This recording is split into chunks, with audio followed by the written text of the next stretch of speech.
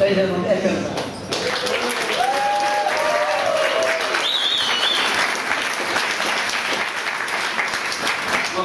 very much, and thank you, Andy. Can I start by paying tribute to Andy Slaughter for the fantastic work he's done for the Palestinian cause? I also want to pick out some other individuals. Richard Burton, let's hear it for Richard. And also part of the legislature of Palestine Nation, and that's Seema Malhotra. Please do have a bit of a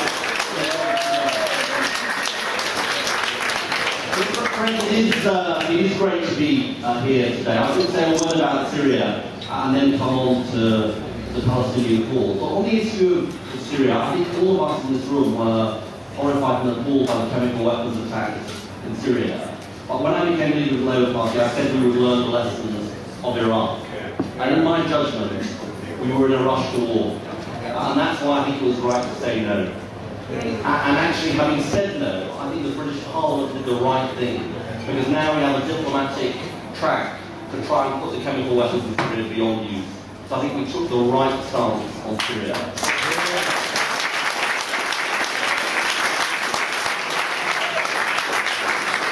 Amidst the turmoil in Syria and the horrific events in Kenya, I do not want us to lose sight of the Palestinian cause. And I think it's very, very important that we don't. But the first thing I will say is that I am proud that we supported the Palestinian bid for statehood at the United Nations. Because I think that is consistent with the two-state solution that we believe in. I think it's consistent with encouraging the moderate voices to win through this process. It's the first thing. The second thing I just want to say is this, which is I have huge respect for Nabil and his everything he has done. I will relate to you, though, a discussion that I had with President Abbas 2 weeks ago, probably now, in London, which I felt was a much more optimistic discussion than it was 2 years ago. Now, I do not want to say to give false hope in this. We all know the huge, huge difficulties of making progress. But I came away from that discussion more optimistic. And let's be frank about this.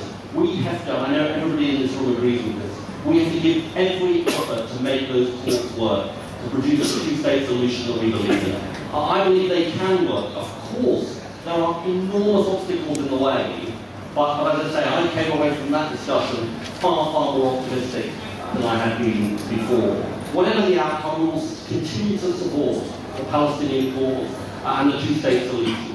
That is a firm commitment of the Labour Party in opposition and indeed in government. I just want to say one other thing, because at times like this and on this issue, there seems to be lots of reasons for pessimism, and I understand the reasons for pessimism. But I had this experience a couple of days ago at the Labour Party conference, which perhaps gives you reason for optimism when you think about the sweep of history.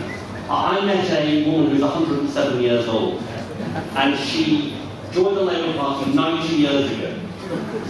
It's quite a long time, I guess. She joined in 1922. I made the mistake of then saying to her, what happened then? She said, well, I left in 1924 because I was done. It sounds like a typical spiritual Labour Party member, really. She then rejoined and she left again, and she has rejoined. But look, the reason I say this is that, you know, as somebody once said, the arc of history is long, but it bends towards justice. And when you think about what that 107-year-old has gone through, she talked to me about the Battle of Cable Street. Some of you will know about the Battle of Cable Street from the history books against most of these fascists in 1934. And she said, I stood there in the Battle of Cable Street and we said, this shall not pass. And it didn't. So, there is reason for pessimism. There are always huge obstacles in the way. But I think we should be optimistic.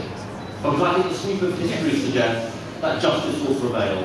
Congratulations to Labour Friends of Palestine and the Middle East for the fantastic job you do. I look forward to carrying on working with you in the years ahead. Thank you very much.